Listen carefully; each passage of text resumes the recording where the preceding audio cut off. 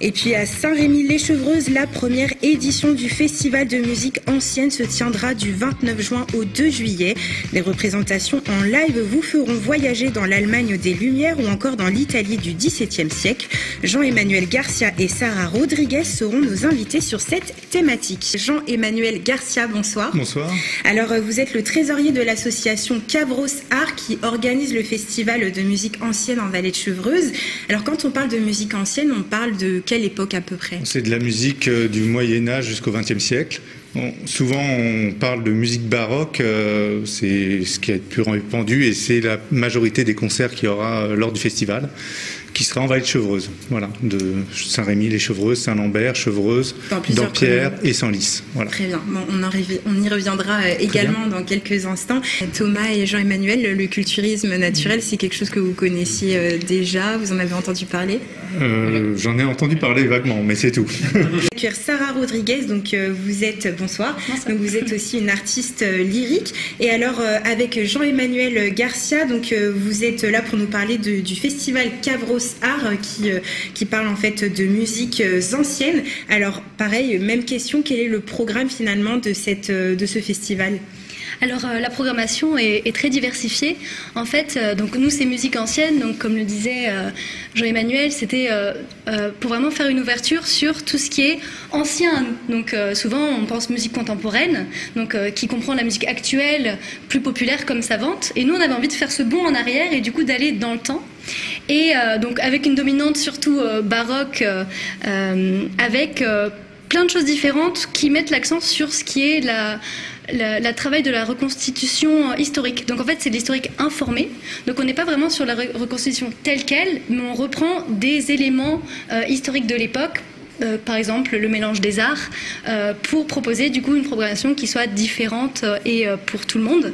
Donc on a des choses jeunes publics, on a l'aventure musicale en Italie du Nord qui est un concert pour violon et violoncelle qui a lieu dans un lieu-dit à Saint-Rémy-lès-Chevreuses le samedi après-midi.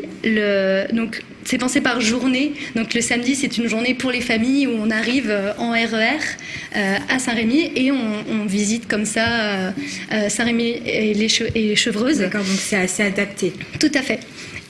Ensuite, après avoir pris un goûter, par exemple à 15h, après le concert jeune public, on peut aller écouter un concert orgue et violon qui a lieu à l'église de Chevreuse avec une violoniste qui s'accompagne elle-même à l'orgue, au pédalier de l'orgue.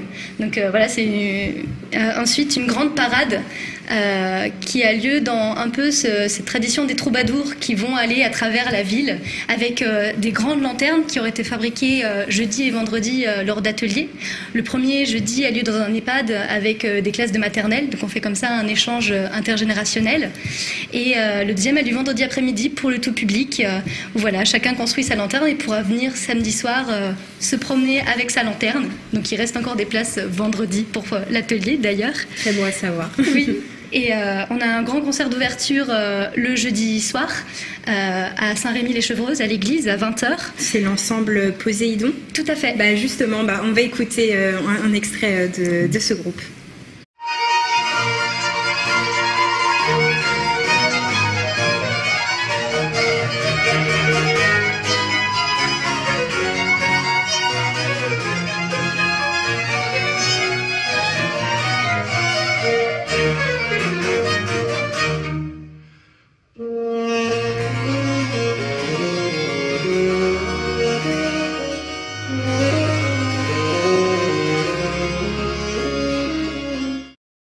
Alors moi, pour ce festival, il y a quand même quelque chose qui me titille, c'est l'affiche. Sur l'affiche, on voit une chèvre. Est-ce que vous pouvez nous expliquer un peu l'origine de ça? Moi, je peux l'expliquer parce que j'en ai un peu la responsabilité, donc je l'assume. Oui, en fait, le but, c'est aussi de ce festival, c'est de mettre en avant à la fois la musique ancienne et la Vallée de Chevreuse. Donc c'est pour ça qu'on va dans plusieurs villes. Et Chevreuse, donc l'ancien nom c'était Cavrosa, ce qui signifie littéralement l'endroit où on élève les chèvres. Et notre association et notre festival s'appelle Cavros Art, donc on a accolé le mot Cavrosa et art. Et donc on a pris la petite chèvre et puis le M pour musique ancienne avec les deux carrés noirs qui sont deux notes de musique comme on les écrivait avant. Mais en tout cas, c'est assez, ça attire l'œil. Et justement, mais quel public est-ce que vous essayez de viser? Justement, c'est de faire découvrir la musique ancienne, de montrer que c'est pas forcément inatteignable, et c'est aussi dans ce sens qu'on fait une parade où là tout le monde pourra venir, c'est gratuit, tout le monde peut se joindre à la parade et qui sera en musique et avec du théâtre et voilà, et plein d'artistes.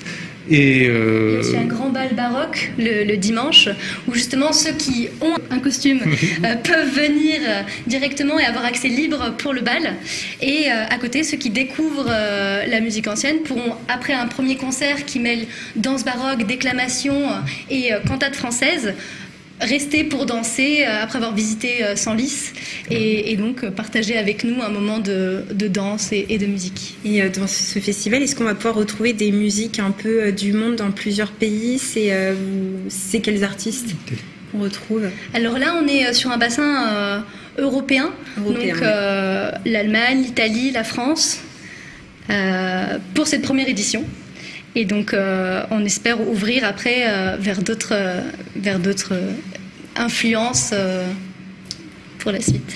On est parrainé par Pierre Entaille, qui fera un concert à Saint-Lambert-des-Bois, où il avait enregistré le disque Tous les matins du monde avec Jordi Savall. Donc voilà, c'est une grande chance pour nous, parce que ce qui est difficile pour nous en tant que premier festival, c'est évidemment de se faire connaître, de faire de la communication, d'avoir des financements. Voilà, le seul financement qu'on a eu, c'est le conseil départemental des Yvelines. Vous voyez Pierre Bédier tout à l'heure, voilà, c'est le financement qu'on a eu. C'est pour ça que sur notre site, on peut également faire des dons et qu'on fait un appel au mécénat, parce que c'est très coûteux et très compliqué d'organiser un festival comme ça. Ça se fait effectivement en très peu de temps, et voilà, donc c'est un challenge qu'on a voulu relever.